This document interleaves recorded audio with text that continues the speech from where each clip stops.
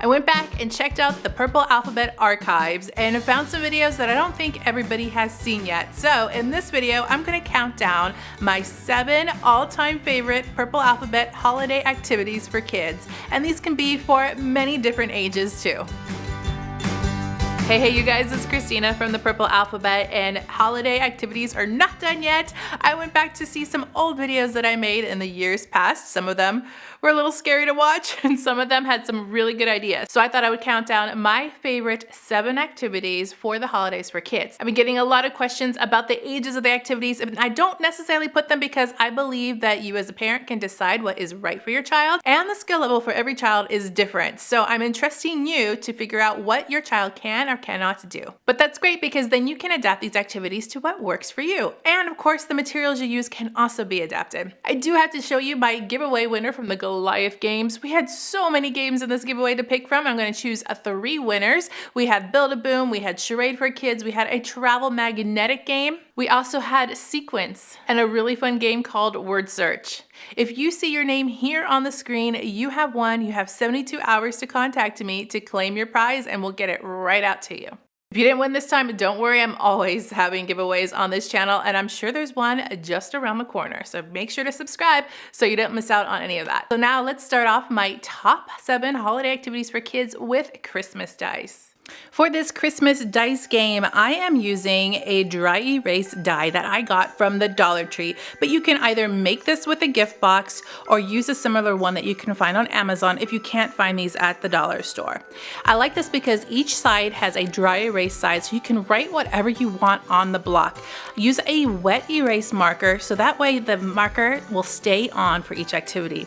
On each side, you just put in action, and this can be so many things that you can think of. We are making this activity so that the kids can be active. You can have run like a snowman, roll like a snowball, and you can get very creative with all the different actions you put on here. Then take turns rolling it and doing the actions. I'm sure there's going to be a lot of giggles with this one. This is perfect to get the wiggles out or to do any activity before you do a sit-down activity. The next one I have is called Marshmallow Snowman, which is even good for after the holidays if you want to do some winter activities in January. The Marshmallow Snowman, you have to be careful because you might eat more marshmallows than actually putting them on your paper. You start off with any piece of construction paper that you have, draw 3 circles for the snowman, and then allow your child to place the marshmallows along the edges. This is a great activity for those little hands to get to work. You can even glue them down if you wish. If you don't have marshmallows, another tool you could use are cotton balls. That's why I like this because it's very versatile and using the materials that you probably already have put away in your closet. When you're done, you can add some googly eyes, a carrot nose, and don't forget the buttons and the arms. If you watched my video from the other day, I showed you some great gifts that you can do using your kids' hands to make some personalized DIY gifts. And you can also wrap them with some DIY wrapping paper. Here are some of my favorite ideas that I've done before in the past. DIY gift wrapped is so much fun and I highly encourage you trying it at least once, especially if you have little ones. I'm showing you here a couple made with craft paper that I got from the dollar store and some cookie cutters and paint. This is a simple stamping activity. So you roll out the paper, take the cookie cutter, dip it in the paint and place it on your wrapping paper. Then when you're done, you can even take some glitter glue and trace around the stars to add some extra sparkle. This one is so easy and so fun because who doesn't like paint, cookie cutters, and stamping? I like this next one. I used some circle sponges to paint on some circles onto the paper. You could also draw or stamp these with anything that you have around the house or even make your own circle punches. Then with a Sharpie, add on a top to make this an ornament and you now have a box full of ornaments. Or maybe you want to take a stamp pad and put some fingerprints on paper. Just go ahead and put a black line all around the paper and all kinds of twirly swirly designs and add in your fingerprint. Instant Christmas light wrapping paper. This last one is super cute too, and it also involves a thumbprint. With some brown paint, place thumbprints all around your paper, and then you can use a Sharpie to add on the antlers and the eyes, and then even a little nose for Rudolph. The nose is made from a pom-pom and you can get these at the Dollar Tree, a whole package for just $1. When you put them all under the tree, they look so adorable, you almost don't want to even open them. You all know how I love activities that incorporate fine motor skills with learning and arts and crafts. This one is a tree cut and punch. This one is a busy bag. I haven't put one of these together in a while, but this certainly goes a long way because it's using things that you already have and it's so simple to put together. I simply found some construction paper. I'm going to go through and pick out the green construction paper because we're going to make some Christmas trees to cut out and to punch. Simply folding the paper, I'm going to cut the construction paper into strips. You could have your child do this if they are capable of doing so. And we're making strips because it just makes it a little bit easier for smaller hands to cut smaller portions. And it also feels more rewarding, like they've actually accomplished it.